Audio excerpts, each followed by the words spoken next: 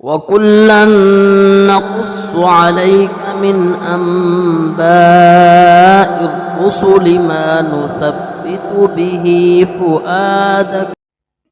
نحمده ونصلي على رسوله الكريم اما بعد فاعوذ باللہ من الشیطان الرجیم بسم اللہ الرحمن الرحیم فأتبعهم فرعون بجنوده فغشيهم من اليم ما غشيهم وأضل فرعون قومه وما هدى صدق اللہ العظیم۔ محترم سامعین اکرام، سلسلہ قصص النبیین قدم بقدم میں ایک مرتبہ پھر میں آپ سے مخاطب ہوں۔ گزشتہ درس میں ہم نے حضرت موسیٰ علیہ السلام کے وہ احوال ذکر کیے تھے جن میں انہوں نے فرعون کی دربار میں کلمہ توحید انہوں نے بلند کیا، جس کی وجہ سے فرعون اور اس کے جو حواری تھے انہوں نے حضرت موسیٰ علیہ السلام کے ساتھ مخالفت کی، اور حضرت موسیٰ علیہ السلام کو جس کی وجہ سے مصر سے ہجرت کرنی پڑی۔ پھر حضرت موسیٰ علیہ السلام بحر احمر یعنی قلزم کو پار کیا، تو اس کے بعد فرعون اور اس کی فوج جو تھی اس نے حضرت موسیٰ علیہ السلام کا پیچھا کیا، جس کو اللہ تعالیٰ نے سورۃ طٰہٰ کے اندر بھی ذکر فرمایا، فَأَتْبَعَهُمْ فِرْعَوْنُ بِجُنُودِهِ۔ فرعون اور اس کے لشکر نے حضرت موسیٰ علیہ السلام اور بنی اسرائیل کا پیچھا کیا، فَغَشِيَهُمْ مِنَ الْيَمِّ مَا غَشِيَهُمْ۔ تو فرعون جس وقت بحر احمر کے راستوں سے گزرنے لگا جو حضرت موسیٰ علیہ السلام اور بنی اسرائیل کے لیے اللہ تعالیٰ نے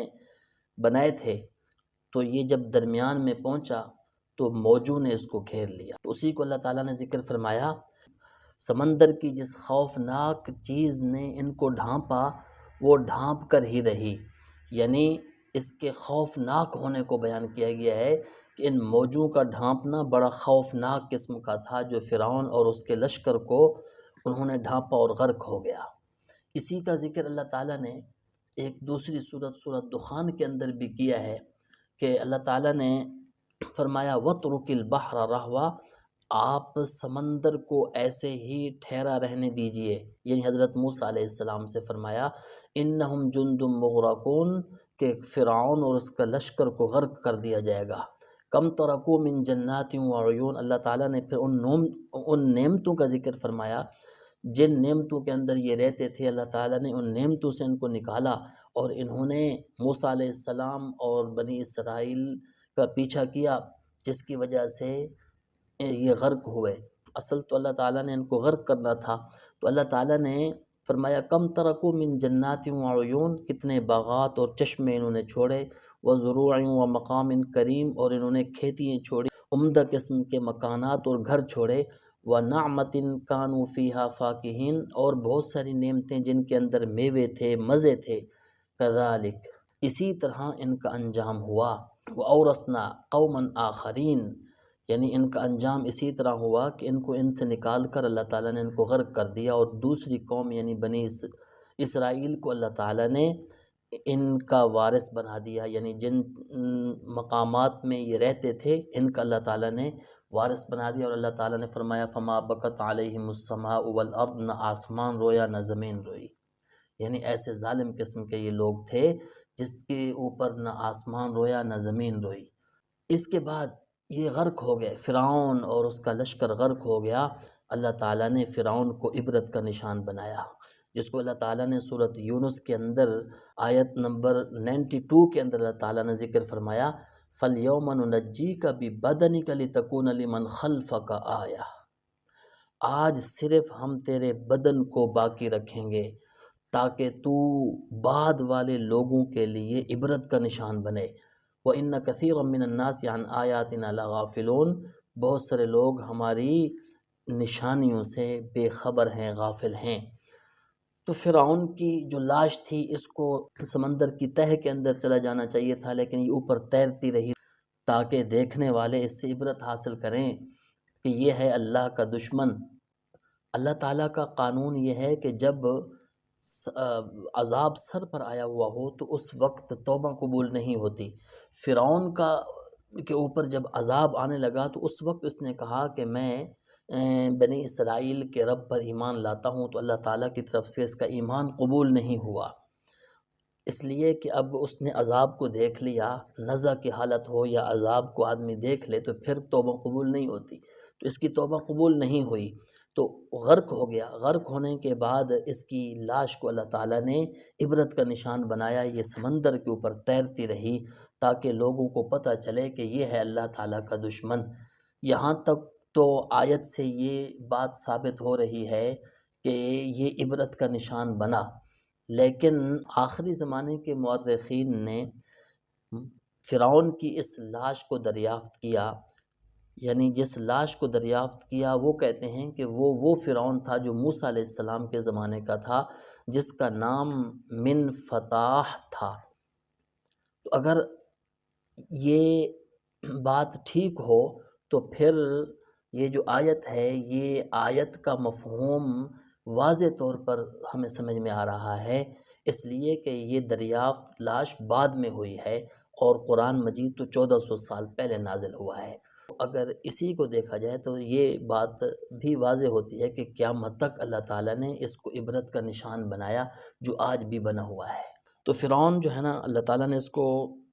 عبرت کا نشان بنایا، یہ ہلاک ہو گیا۔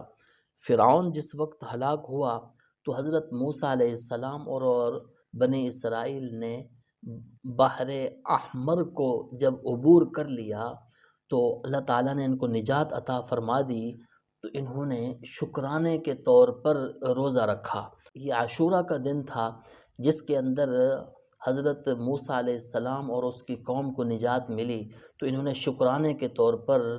روزہ رکھا۔ نبی کریم صلی اللہ علیہ وسلم جب مکے سے مدینہ تشریف لے آئے تو نبی کریم صلی اللہ علیہ وسلم نے یہودیوں کو دیکھا کہ یہ روزہ رکھتے ہیں 10 محرم الحرام کو، یعنی عاشوراء کے دن۔ تو نبی کریم صلی اللہ علیہ وسلم نے وجہ معلوم کی، انہوں نے کہا کہ موسیٰ علیہ السلام اور بنی اسرائیل کو اللہ تعالیٰ نے نجات عطا فرمائی تھی، جس کی شکرانے کے طور پر ہم روزہ رکھتے ہیں۔ تو نبی کریم صلی اللہ علیہ وسلم نے فرمایا کہ موسیٰ علیہ السلام کے ساتھ تو ہمارا تعلق زیادہ ہے، ہمیں بھی روزہ رکھنا چاہیے، لیکن یہود کی مخالفت کے اندر ہمیں ایک روزہ اور بھی رکھنا چاہیے، وہ چاہے 9 کا ملا لو یا 11 کا ملا لو، تاکہ یہود کی مخالفت ہو جائے۔ تو یہود کی مخالفت کے اندر نبی کریم صلی اللہ علیہ وسلم نے 2 روزوں کا ارشاد فرمایا۔ فرعون اور اس کے ظلم کے نجات کے بعد بنی اسرائیل نے جو سب سے پہلا مطالبہ کیا حضرت موسیٰ علیہ السلام سے، وہ یہ تھا کہ جس وقت موسیٰ علیہ السلام اور بنی اسرائیل کو نجات ملی، بنی اسرائیل ایک قوم کے پاس سے گزری، وہ بتوں کی پوجا کر رہے تھے، تو انہوں نے یعنی بنی اسرائیل نے موسیٰ علیہ السلام سے کہا کہ اللہ تعالیٰ سے دعا کی کہ اللہ تعالیٰ اس طرح کے معبود ہمیں بھی دے دے۔ تو حضرت موسیٰ علیہ السلام اس بات پر بہت زیادہ ناراض ہوئے۔ اللہ تعالیٰ نے قرآن مجید کے اندر سورۃ اعراف کے اندر اس کو ذکر فرمایا، فَانْتَقَمْنَا مِنْهُمْ فَأَغْرَقْنَاهُمْ، ہم نے ان سے انتقام لیا فرعون اور اس کے لشکر سے، فَأَغْرَقْنَاهُمْ فِي الْيَمِّ، ہم نے سمندر کے اندر ان کو غرق کر دیا۔ وجہ اس کی کیا تھی کہ انہوں نے ہماری آیات کو جھٹلایا اور یہ ہماری آیات سے غافل بھی تھے۔ وَأَوْرَثْنَا الْقَوْمَ الَّذِينَ كَانُوا يُسْتَضْعَفُونَ مَشَارِقَ الْأَرْضِ وَمَغَارِبَهَا الَّتِي بَارَكْنَا فِيهَا، اللہ تعالیٰ نے فرمایا کہ ہم نے ایک ایسی قوم کو وارث بنایا جس کو کمزور سمجھا جاتا تھا، یعنی بنی اسرائیل، اور وارث کس چیز کا بنایا؟ زمین کے مشرقی حصوں کا بھی اور مغربی حصوں کا بھی، جن کے اندر ہم نے برکت ڈالی۔ یہ التی بارکنا فیہا سے مراد شام اور فلسطین کے علاقے ہیں۔ وتمت کلمۃ ربک الحسنی، اور تیرے رب کا خیر والا کلمہ مکمل ہوا، یعنی اللہ تعالیٰ نے جو ان سے وعدہ فرمایا وہ اللہ تعالیٰ نے پورا کر دیا۔ اور اللہ تعالیٰ نے ان کو وارث کیوں بنایا؟ اس وجہ سے کہ انہوں نے صبر کیا، صبر سے کام لیا۔ وَدَمَّرْنَا مَا كَانَ يَصْنَعُ فِرْعَوْنُ وَقَوْمُهُ وَمَا كَانُوا يَعْرِشُونَ، اور اللہ تعالیٰ فرماتے ہیں کہ فرعون اور اس کی قوم جو کچھ بناتی چڑھاتی رہی تھی ان سب کو ہم نے ملیاں میٹ کر دیا۔ یہ کیا بناتی چڑھاتی تھی؟ یہ بڑی بڑی عمارتیں بناتی تھی اور یہ درختوں کے اوپر بیلیں چڑھاتی تھی، درختوں پر یا دیواروں پر، یعنی یہ انگور کی بیلیں، تو اس طرح کی بیلیں چڑھاتی تھیں۔ تو ان تمام کو اللہ تعالیٰ نے ختم کر دیا، تہس نہس کر دیا۔ اور اللہ تعالیٰ نے فرمایا وَجَاوَزْنَا بِبَنِي إِسْرَائِيلَ الْبَحْرَ، ہم نے بنی اسرائیل کو سمندر پار کرا دیا۔ فَأَتَوْا عَلَىٰ قَوْمٍ يَعْكُفُونَ، اب یہ جب ایک ایسی قوم کے پاس سے گزرے جو اپنے بتوں کو لے کر بیٹھی ہوئی تھی، قالوا یا موسیٰ، تو انہوں نے کہا کہ اے موسیٰ اجعل لنا الہا کما لہم آلہہ، ہمارے لیے بھی اس طرح کے دیوتے بنا دیجئے جیسے ان کے پاس ہے۔ قال انکم قوم تجہلون، موسیٰ علیہ السلام نے فرمایا تم قوم ہو ہی جاہل۔ ان ہؤلاء متبر ما هم فیہ وباطل ما كانوا یعملون، جس دھندے میں یہ لگے ہوئے ہیں اس کے اندر یہ برباد ہو کر رہ جائیں گے، اور تم بھی اس طرح بربادی والی بات کر رہے ہو کہ تم بھی برباد ہو جاؤ۔ وباطل ما كانوا یعملون، اور جو کچھ یہ کر رہے ہیں یہ باطل ہے۔ قال اغیر اللہ ابغیکم، حضرت موسیٰ علیہ السلام نے فرمایا کیا میں اللہ تعالیٰ کے علاوہ تمہارے لیے دیوتے تلاش کروں؟ اللہ تعالیٰ کے علاوہ تمہارے لیے میں کوئی اس طرح کے معبود تلاش کروں؟ اغیر اللہ ابغیکم الہ وہو فضلکم علی العالمین، حالانکہ اللہ تعالیٰ نے تم کو تمام جہان والوں پر فضیلت عطا کی ہے، اللہ تعالیٰ نے تمہیں فرعون اور اس کے لشکر سے نجات دی ہے۔ وَإِذْ أَنْجَيْنَاكُمْ مِنْ آلِ فرعون، وہ وقت بھی یاد کر لو کہ ہم نے تمہیں نجات دی آل فرعون سے، یسومونکم سوء العذاب، جو تمہیں بری طرح سے تکلیفیں پہنچاتے تھے، یقتلون ابناءکم، جو تمہارے بیٹوں کو قتل کرتے تھے، تمہاری عورتوں کو زندہ رکھتے تھے، وفی ذالکم بلاء من ربکم عظیم، اور تمہارے رب کی طرف سے اس میں بہت بڑی آزمائش تھی۔ تو یہ حضرت موسیٰ علیہ السلام نے ان سے یہ بات ذکر فرمائی، یعنی اللہ تعالیٰ کی نعمتیں یاد دلائی کہ تم کس طرح کی جاہلانہ قسم کی باتیں کر رہے ہو۔ تو ان کا پہلا مطالبہ یہ ہوا، یعنی نجات کے بعد پہلا مطالبہ یہ ہوا کہ ہمیں بھی اس طرح کے معبود لا کر دیں، لیکن حضرت موسیٰ علیہ السلام نے جب ان کو وہ نعمتیں یاد دلائیں جو اللہ تعالیٰ نے ان کے اوپر کی، تو ان کو چاہیے تھا کہ یہ سمجھ جاتے، لیکن بنی اسرائیل پھر بھی نہ سمجھی، اور انہوں نے اس طرح کے مطالبے اور بھی کیے، موسیٰ علیہ السلام سے کرتے رہے۔ یہ اگلی نشست کے اندر ہم ذکر کریں گے۔ وآخر دعوانا ان الحمد للہ رب العالمین۔ وَكُلًّا